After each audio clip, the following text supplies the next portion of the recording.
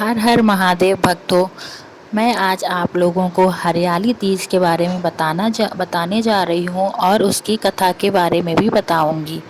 तो सुनिए आप लोग। सावन मास की शुक्ल पक्ष की तृतीया तिथि को महिलाएं शिव पार्वती का पूजन करती हैं। उसे हरियाली तीज कहा जाता है। देश के बड़े भाग में यही पूजन आषाढ़ तृतीया को मनाया जाता है। उसे हरतालिका तीज कहते हैं। दोनों में पूजन एक जैसा ही है अतः कथा भी एक जैसी ही है। श्रावण मास के शुक्ल पक्ष की तृतीया को श्रावणी तीज कहते हैं, परंतु ज्यादातर लोग इसे हरियाली तीज के नाम से जानते हैं। यह त्योहार मुख्य रूप से उत्तर भारत में मनाया जाता है। इस दिन स्त्रियां माता पार्वती जी और भगवान शंकर जी की पूजा करती हैं। इस दिन महिलाएं निर्जला व्रत रखती हैं।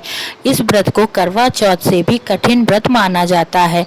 इस दिन महिलाएं पूरा दिन बिना भोजन जल के व्यतीत करती हैं तथा दूसरे दिन सुबह स्नान और पूजा के बाद ही व्रत पूरा करके भोजन ग्रहण करती हैं। इसी वजह से इस व्रत को करवा चौथ से भी कठिन व्रत कहा जाता है।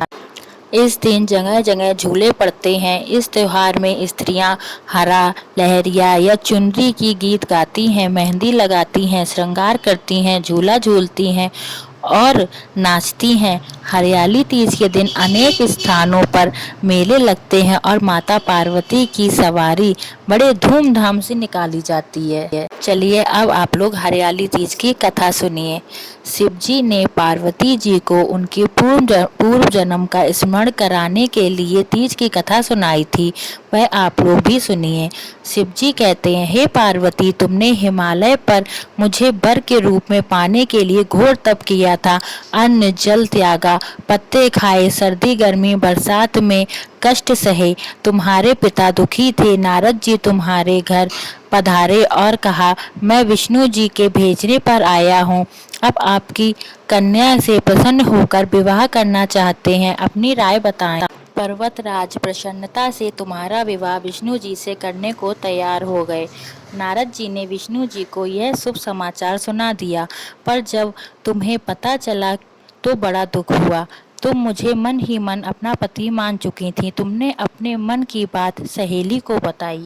सहेली ने तुम्हें एक ऐसे घने वन में छुपा दिया जहां तुम्हारे पिता नहीं पहुंच सकते थे। वहां तुम तप करने लगी। तुम्हारे लुप्त होने से पिता चिंतित हो सोचने लगे, यदि इस बीच विष्णु जी की बारात लेकर आ गए तो क्या होगा। शिवजी ने आगे पार्वती जी से कहा, तुम्हारे पिता ने तुम्हारी खोज में धरती पाताल एक कर दिया, पर तुम नहीं मिली। तुम गुफा में रेत के शिवलिंग बनाकर मेरी आराधना में लीन थी। प्रसन्न होकर मैंने मनोकामना पूरी करने का वचन दिया। तुम्हारे पिता खोजते हुए गुफा तक पहुँचे।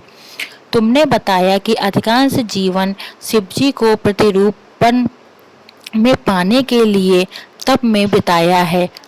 आज तप सफल हो रहा है। शिवजी ने मेरा वरण कर लिया। मैं आपके साथ एक ही शर्त पर घर चलूंगी, यदि आप मेरा विवाह शिवजी के साथ करने को राजी हों। पर्वतराज मान गए। बाद में विधि विधान के साथ हमारा विवाह किया। हे पार्वती, तुमने जो कठोर व्रत किया था उसी के फल स्वरूप हमारा विवाह हो चुका है। इस व्रत को निष्ठा से करने वाली स्त्रियों को मैं मनवांछित फल देता हूँ। उसे तुम जैसा अचल सुहाग व वरदान प्राप्त होगा। यह हरियाली तीज की कथा स्वयं भोले बाबा ने पार्वती जी को सुनाई थी। यही कथा सुनाकर आप लोग भी अपने अपने हरियाली तीज का पूजन अवश्य करें।